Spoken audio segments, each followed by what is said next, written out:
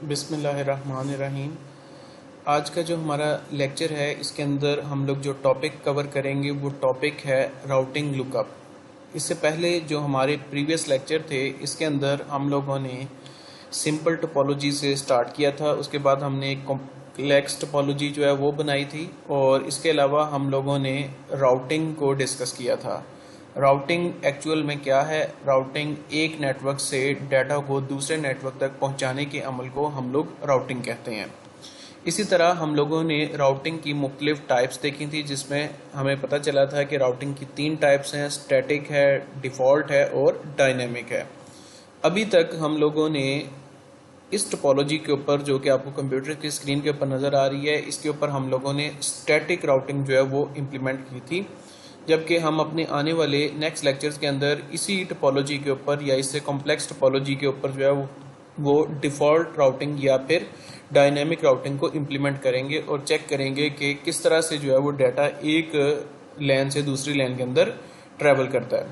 अलबत्ता जो आज का टॉपिक है उसमें हम लोग ये देखेंगे कि जब एक एंड डिवाइस डाटा जनरेट करती है तो वो डाटा किस प्रोसेस के थ्रू होते हुए सोर्स से डेस्टिनेशन तक पहुंचता है। उस डिवाइस के जनरेट किए गए डाटा को किन चेक्स एंड बैलेंसेस से गुजरना पड़ता है, इस अमल को हम लोग राउटिंग लुकअप कहते हैं। तो इसके लिए मैं 2 अजम्पशंस इस्तेमाल करूंगा। पहली अजम्पशन के अंदर मैं ये अज्यूम करके चलूंगा कि ये हमारे पास लैन 1 है और लैन 1 का ये पीसी जो है हमारे पास, जिसका आईपी एड्रेस 192.168.1.1 है, ये अपनी ही लैन के अंदर मौजूद इस 4th पीसी के साथ डाटा को शेयर करना चाहता है या फिर कम्युनिकेशन करना चाहता है। जैसे ही ये इस पीसी के साथ कम्युनिकेशन करना चाहेगा, ये कुछ डाटा जनरेट करेगा और उस डाटा को इनकैप्सुलेट किया जाएगा और इनकैप्सुलेट करने के बाद उसके छोटे छोटे पैकेट्स बनाए जाएंगे। अब वो पैकेट्स जो हैं वो सिर्फ डाटा के ऊपर मुश्तमिल ही नहीं होंगे, बल्कि उसके अंदर कुछ एडिशनल इन्फॉर्मेशन भी मौजूद होगी। वो एडिशनल इन्फॉर्मेशन जो है वो क्या होगी? वो एक तो इसका अपना आईपी एड्रेस होगा जिसे हम सोर्स एड्रेस कहते हैं, फिर डेस्टिनेशन आईपी एड्रेस मौजूद होगा। इसके अलावा इसके अंदर फ्लो कंट्रोल, एरर कंट्रोल जो हैं और मुख्तलिफ किस्म की सेगमेंटेड वैल्यूज़ जो होती हैं वो मौजूद होंगी। लेकिन हम इसे सिंपल रखने के लिए फ़िलहाल सिर्फ ये अज्यूम करके चलेंगे कि पैकेट के अंदर जो है डाटा के अलावा जो है सिर्फ सोर्स का एड्रेस मौजूद है और डेस्टिनेशन का एड्रेस मौजूद है। इसके अलावा हम इसे टॉपिक को ज़रा सिंप्लीफाई करके जो है वो समझने की कोशिश करेंगे। तो मैं यहाँ पर आपको ये एक पैकेट जो है वो दिखा रहा हूँ। हम अज्यूम कर लेते हैं कि जी ये हमारे पास पैकेट है, ये हमारे पास जो है वो सोर्स का एड्रेस मौजूद है, ये बार जो है दरमियान में छोटी सी ये डाटा है, जबकि ये हमारे पास डेस्टिनेशन का एड्रेस है। तो सबसे पहले जैसे ही हमारी एंड डिवाइस जो है वो कोई डाटा जनरेट करती है, उस डाटा को फौरी तौर पे जो इनकैप्सुलेट किया जाता है, यानी कि बंद किया जाता है या फिर पैक किया जाता है। ठीक है, अब जब उसकी पैकिंग की जाती है तो उसकी पैकिंग के अंदर जो चीज़ मद्देनज़र रखी जाती है वो हमेशा सोर्स का एड्रेस जो है वो रखा जाता है और डेस्टिनेशन का एड्रेस भी रखा जाता है। इसकी मैं ज़रा सिंपल सी एग्जांपल जो है आप लोगों को दे देता हूँ कि जब आप कभी भी टीसीएस ऑफिस के अंदर जाएं या फिर पोस्ट ऑफिस के अंदर जाएं और आपने कोई डाक भेजनी हो, तो आप अपने लेटर को हमेशा जो है वो एक लिफाफे के अंदर जो है वो भेजते हैं। ठीक है, या अपने पार्सल को एक बॉक्स के अंदर भेजते हैं। उस बॉक्स के ऊपर आपने 2 किस्म की इंफॉर्मेशन प्रोवाइड करनी होती है। एक तो आपने डेस्टिनेशन एड्रेस प्रोवाइड करना होता है, यानी कि जिस शख्स को आप डाटा भेजना चाहते हैं। इसके अलावा आप अपनी इंफॉर्मेशन जो है वो भी उसे प्रोवाइड करते हैं। ठीक है, इसी तरह जब भी नेटवर्क के ऊपर कोई एंड डिवाइस जो है किसी भी किस्म का कोई डाटा जनरेट करती है तो वो उस डाटा को अपने एड्रेस, सोर्स एड्रेस और डेस्टिनेशन के अंदर जो है इनकैप्सुलेट करती है और इसके अंदर कुछ एडिशनल इन्फॉर्मेशन भी मौजूद होती हैं एरर को कंट्रोल करने के लिए, लेकिन फिलहाल हम उसे स्किप करके चलते हैं। तो जैसे ही ये डाटा जनरेट होता है, ये इस केबल के थ्रू होता हुआ ये इस स्विच के पास पहुंचता है। अब इस स्विच के पास पहुंचने से पहले जो है ये हमारी जो एंड डिवाइस है वो इस चीज़ को चेक करती है अपने गेटवे के साथ कंपेयर करके कि जो पैकेट जनरेट हुआ है क्या इसके आईपी एड्रेस, जो डेस्टिनेशन आईपी एड्रेस है, क्या वो इसी नेटवर्क से ताल्लुक़ रखता है। अगर तो वो इसी नेटवर्क से ताल्लुक़ रखता है तो वो इस डिफ़ॉल्ट गेटवे नाम की वैल्यू को परमानेंटली इग्नोर कर देगी, ठीक है, इसे इग्नोर कर देगी और इस डाटा को डायरेक्टली जो है वो स्विच को सेंड कर देगी। अब स्विच जो है उसके पास इस लैन से रिलेटेड जो है वो कंप्लीट इंफॉर्मेशन मौजूद होती है। स्विच के ऊपर मुख्तलिफ किस्म की पोर्ट्स मौजूद होती हैं और जिस तरह राउटर के पास राउटिंग टेबल होता है इसी तरह स्विच के पास भी स्विचिंग टेबल मौजूद होता है। और आने वाले नेक्स्ट लेक्चर्स के अंदर हम लोग स्विच के ऊपर जो है वो भी टेबल्स को कन्फिगर करेंगे, ठीक है। जिस तरह राउटर के ऊपर आप देख सकते हैं कि यहाँ पर हमारे पास एक राउटिंग टेबल मौजूद है, शो आईपी राउट कमांड दे के ये राउटर के पास एक राउटिंग टेबल मौजूद है, ठीक है, जिससे देख के राउटर जो है अंदाजा लगाता है कि उसने डाटा को कहाँ पर भेजना है। इसी तरह से स्विच के पास भी कंप्लीट इंफॉर्मेशन जो है वो मौजूद होती है कि उसकी कौन सी पोर्ट के साथ कौन सा डिवाइस जो है कनेक्टेड है और जो डिवाइस उसके साथ कनेक्टेड है उसके ऊपर कौन सा आईपी एड्रेस कन्फिगर है। स्विच इस पैकेट को फौरी तौर पे एनालाइज करता है, वो इसके सोर्स एड्रेस को चेक करता है, इसके डेस्टिनेशन एड्रेस को चेक करता है।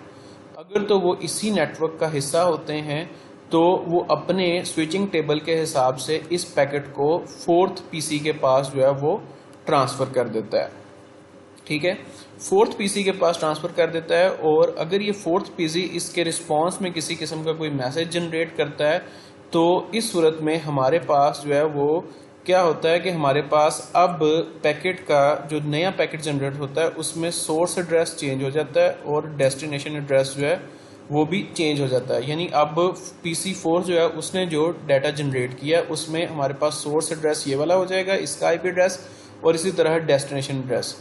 अब ये भी डाटा को जो है स्विच के पास भेजने से पहले जो है इसे अपने डिफ़ॉल्ट गेटवे के साथ कंपेयर करके चेक करता है कि जो मैंने डेस्टिनेशन एड्रेस जनरेट किया है क्या ये इसी नेटवर्क का हिस्सा है। अगर ये इसी नेटवर्क का हिस्सा है तो ये डिफ़ॉल्ट गेटवे नाम की वैल्यू को इग्नोर कर देता है और इग्नोर करने के बाद पैकेट को जो है वो स्विच को फॉरवर्ड करता है और स्विच जो है इसे वापस जो है PC1 को फॉरवर्ड कर देता है। इस तरह ये प्रोसेस जो है वो हमारे पास चलता रहता है। अब आ जाते हैं जी सेकेंड अजम्पशन के ऊपर।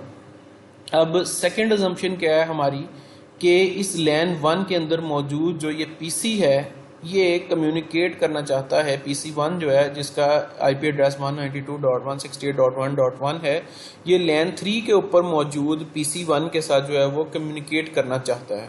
तो इस सूरत में जो डाटा जनरेट किया जाएगा इसकी जानिब से उसे जिस पैकेट के अंदर इनकैप्सुलेट किया जाएगा उसके ऊपर सोर्स एड्रेस मौजूद होगा 192.168.1.1 और जो डेस्टिनेशन एड्रेस होगा वो 192.168.3.1।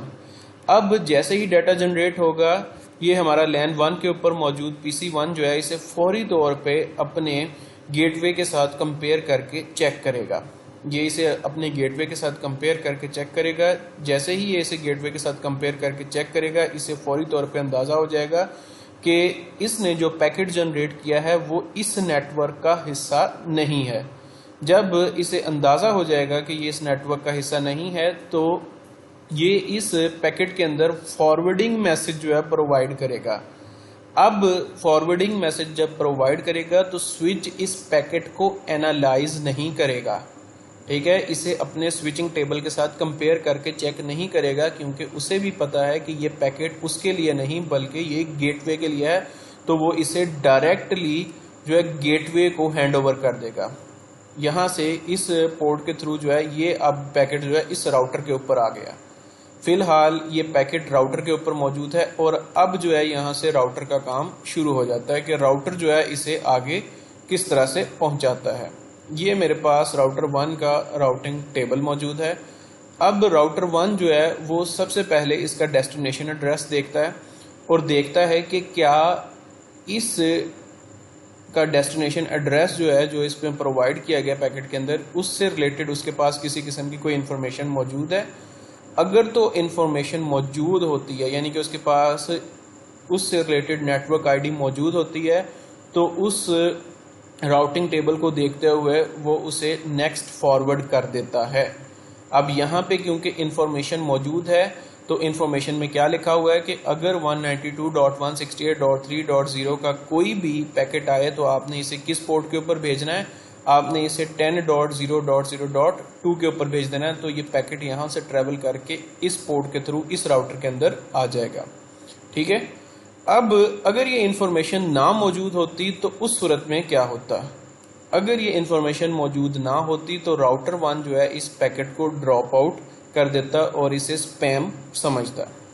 अब ये पैकेट जो है हमारा राउटर 2 के ऊपर मौजूद है। अब राउटर 2 जो है वो डिसीजन किस तरह से लेगा, राउटर 2 जो है वो भी अपना राउटिंग टेबल चेक करेगा और राउटिंग टेबल के मुताबिक जो है डिसीजन लेगा। अब राउटर 2 देखेगा कि उसके पास जो पैकेट आया है उसे कहाँ पर फॉरवर्ड करना है, वो इसे अपने राउटिंग टेबल के साथ कंपेयर करेगा। तो राउटिंग के टेबल में वो सबसे पहले देखेगा कि आया उसके पास इंफॉर्मेशन मौजूद है या नहीं मौजूद। उसके पास इंफॉर्मेशन मौजूद है कि 192.168.3.0 नेटवर्क का अगर कोई भी पैकेट आएगा तो वो इसे किस पोर्ट के ऊपर जो है वो फॉरवर्ड करेगा, 11.0.0.2 के ऊपर, जो कि हमारे पास यहाँ पर मौजूद है। तो ये पैकेट जो है इस सेकेंड राउटर से राउटर नंबर 3 के पास आ जाएगा। अब ये पैकेट जो है राउटर 3 के ऊपर मौजूद है। अब जब ये पैकेट राउटर 3 के ऊपर मौजूद है तो राउटर 3 जो है इसे अपने राउटिंग टेबल के साथ जो है वो मिलाकर चेक करेगा।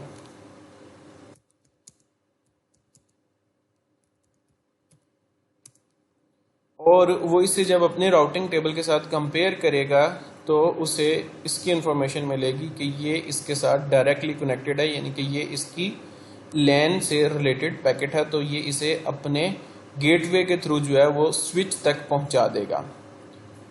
अब यहां पर मौजूद जो स्विच है, इस पैकेट के अंदर मौजूद मैक एड्रेस को एनालाइज करेगा। अब ये एक मैं नई टर्मिनोलॉजी बता रहा हूं कि यहां पर जो स्विच था उसका मैक एड्रेस से कोई लेना देना नहीं था, उसने यहां से एज इट इज फॉरवर्ड कर दिया। ठीक है, लेकिन यहां पर जो डेस्टिनेशन पे मौजूद मैक स्विच है, ये जो है इस बात का डिसीजन किस तरह से लेगा कि आया जो है उसने इस पैकेट को इस पीसी को सेंड करना है या इस पीसी को सेंड करना है, उसका फैसला जो है वो मैक एड्रेस पे करेगा। आने वाले नेक्स्ट लेक्चर्स के अंदर जो है हम लोग मैक एड्रेस को भी देखेंगे कि मैक एड्रेस जो है वो एक्चुअल में क्या है। पहले तो वो मैक एड्रेस को देखेगा, अगर मैक एड्रेस से रिलेटेड उसके पास कोई इन्फॉर्मेशन मौजूद होगी तो ठीक है, वो उसकी बेस के ऊपर डिसीजन कर लेगा। अगर मैक एड्रेस नहीं मौजूद होगा तब वो इसका डेस्टिनेशन आईपी एड्रेस जो है वो देखेगा। फर्ज कर लेते हैं कि फिलहाल इसके पास मैक से रिलेटेड कोई इन्फॉर्मेशन नहीं है, तो ये इसका डेस्टिनेशन आईपी एड्रेस देख लेगा और ये डाटा जो है इस तरह इस पीसी तक पहुंच जाएगा। उम्मीद है कि ये टॉपिक जो है वो आप लोगों को समझ आ गया होगा और एक्चुअल में आप लोगों को पता चल गया होगा कि हमारे पास जो डाटा है वो किस तरह से जनरेट होता है और एक नेटवर्क के ऊपर जो है डाटा किस तरह से फ्लो करता है। हम लोगों ने प्रीवियस लेक्चर के अंदर जो है वो स्टैटिक राउटिंग कॉन्फ़िगर की थी।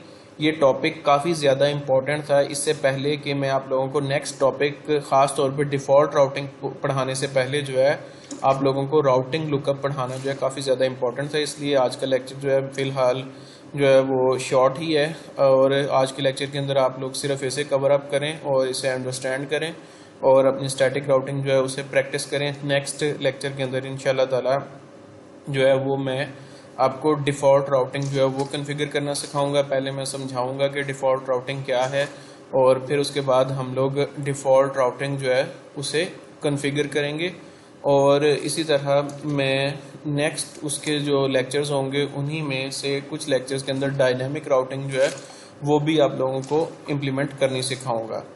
और इन टॉपिक्स के साथ साथ अब आने वाले जो नेक्स्ट लेक्चर्स हैं उनके अंदर हम लोग थ्योरी रिलेटेड जो है कुछ टॉपिक्स जो हैं वो भी कवर अप करेंगे, क्योंकि आप लोगों ने एग्ज़ाम्स देने हैं यूनिवर्सिटी के। तो यूनिवर्सिटी के एग्ज़ाम्स में ख़ास तौर पे जो रिटर्न एग्ज़ाम्स हैं उसके अंदर ज़्यादा जो फोकस वो थ्योरी के ऊपर ही होता है, तो आप लोगों के मार्क्स जो हैं वो भी हमारे लिए काफ़ी ज़्यादा इम्पॉर्टेंट हैं। तो इसीलिए नेक्स्ट जो हमारे लेक्चर्स होंगे उसमें हम लोग ज़्यादा फोकस जो है वो थ्योरी रिलेटेड टॉपिक्स जो हैं उनके ऊपर करेंगे, लेकिन मैं लैब्स जो हैं वो थ्रू आउट आप लोगों को करवाऊंगा इस कोर्स के एंड तक। मैं इसमें आपको नेटवर्क सिक्योरिटी तक जो है वो सारी की सारी जो है लैब्स करवा दूंगा, और नेक्स्ट सेमेस्टर के अंदर आप लोगों ने नेटवर्क सिक्योरिटी नाम का एक कोर्स पढ़ना है, जिसके अंदर मैं आप लोगों को दोबारा से नेटवर्क सिक्योरिटी से रिलेटेड, या जो भी टीचर आपको पढ़ाएगा वो नेटवर्क सिक्योरिटी से रिलेटेड जो कॉन्फ़िगरेशन जो हैं वो आप लोगों को करवाएगा। नेटवर्क सिक्योरिटी तक जो है मैं एटलीस्ट जो है सारी की सारी कॉन्फ़िगरेशन जो हैं वो किसी भी नेटवर्क को इस्टेब्लिश करने के लिए या बनाने के लिए जो भी कॉन्फ़िगरेशन हैं वो सारी की सारी जो कॉन्फ़िगरेशन हैं वो आप लोगों को लैब के अंदर लाजमी तौर पर करवा दूँगा। अच्छा जी, अपना ख्याल रखें। खुदा हाफिज़।